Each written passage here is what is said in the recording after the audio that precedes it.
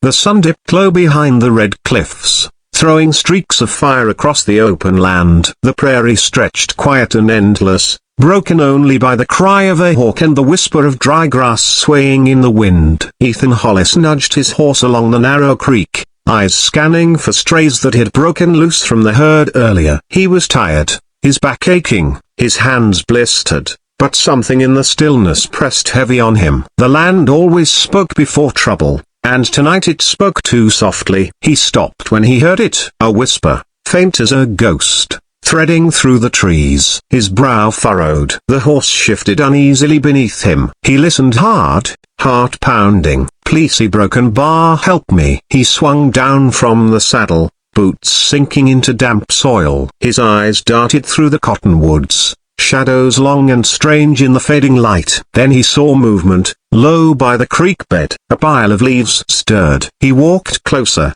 hand hovering near the revolver on his belt, unsure what he was about to find. He knelt, brushed the leaves aside, and froze. A girl lay beneath them, half buried in dirt and decay. Her face was pale, her lips cracked, her hair tangled and matted with blood. Torn clothes hung from her body, skin bruised and raw. She looked no older than 18, but her eyes were wild, desperate, clinging to life. Fear found his and locked on. "Help me," she whispered again, the words breaking. For a moment he couldn't move. The sight of her hollow frame, the bruises carved deep, made his chest tighten. He slipped his arms beneath her, careful as if lifting something already broken. She gasped, clutching at his shirt with what little strength she had left. Her weight was nothing too light, as though the world had already starved her away. "You're all right," he murmured, though fear twisted inside him. He mounted his horse with her cradled against him,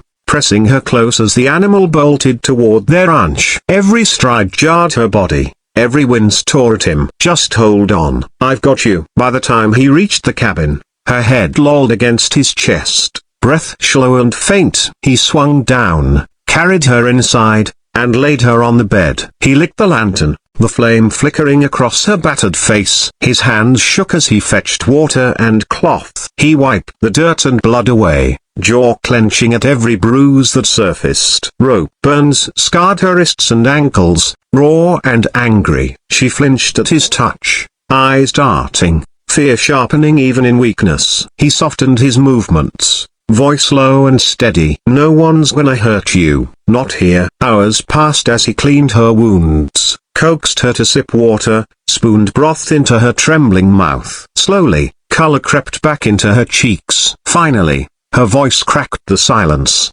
barely a whisper. "They left me to die." His head lifted. "Who?" Her eyes brimmed with tears. "Men, a broken bar outlaws. Stagecoach. They stopped it. Killed everyone else. I ran. They caught me, beat me, left me for the buzzards." Her breath hitched. "Said no one would ever find me." Heat surged through him, fury biting sharp. He had seen cruelty, but hearing it spill from her lips made his blood boil. He reached for her hand, rough fingers wrapping gently around hers. "They were wrong. I found you." She blinked at him, disbelief shadowing her face. Why help me?" His throat tightened.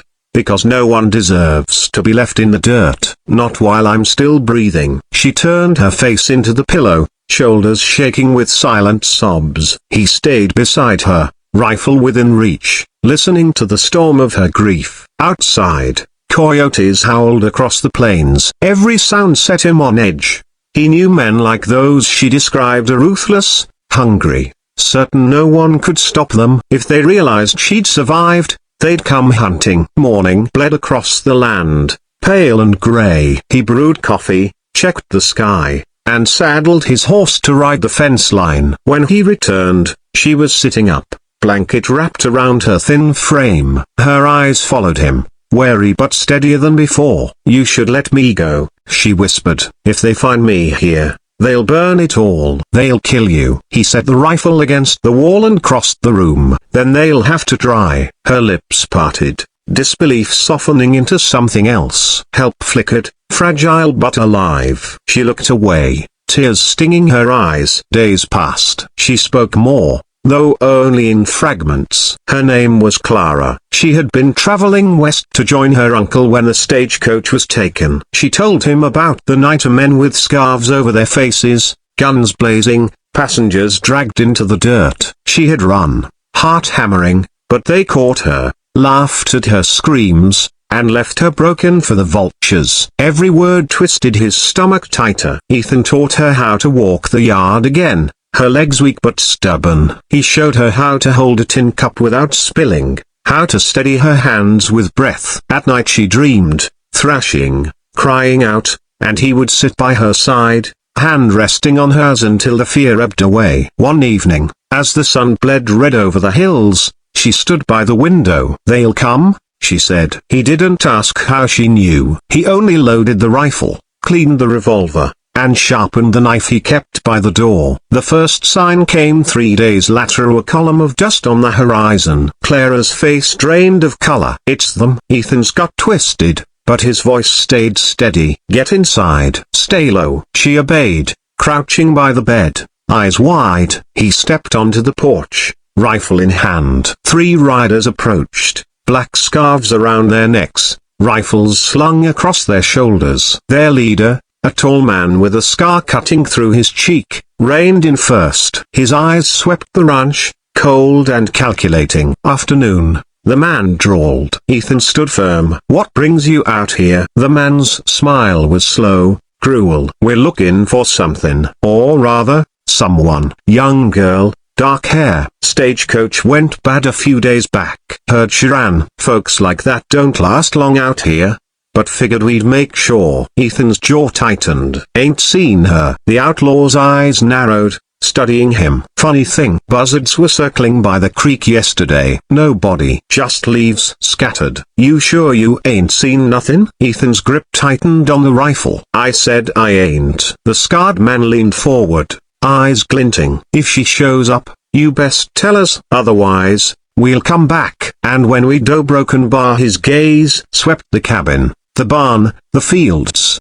"A broken bar, there won't be nothing left but ash." The men turned, spurred their horses, and rode off, leaving a trail of dust. Inside, Clara trembled in the shadows. "They'll come back," she whispered. Ethan lowered the rifle, heart pounding. His hands shook as he reached for her, pulling her close. "Then let am. This land's mine, and I'll die before I hand it over." She buried her face in his chest, tears wetting his shirt. He held her tight, though fear still gnawed at him. He was just one man, but sometimes one man was all that stood between good and ruin. The days that followed were heavy with waiting. Ethan fortified the cabin, set traps along the trails, and kept the rifle always within reach. Clara helped as best she could, her hands steadier, her spirit slowly hardening. She practiced with the revolver, though the sound of gunfire made her flinch. He guided her, patient and steady, until she could hit a bottle at 20 paces. "You're stronger than you think," he told her one evening as the fire crackled. Her eyes softened. "Only because of you." Night fell heavy when the outlaws came again. 5 this time, riding hard,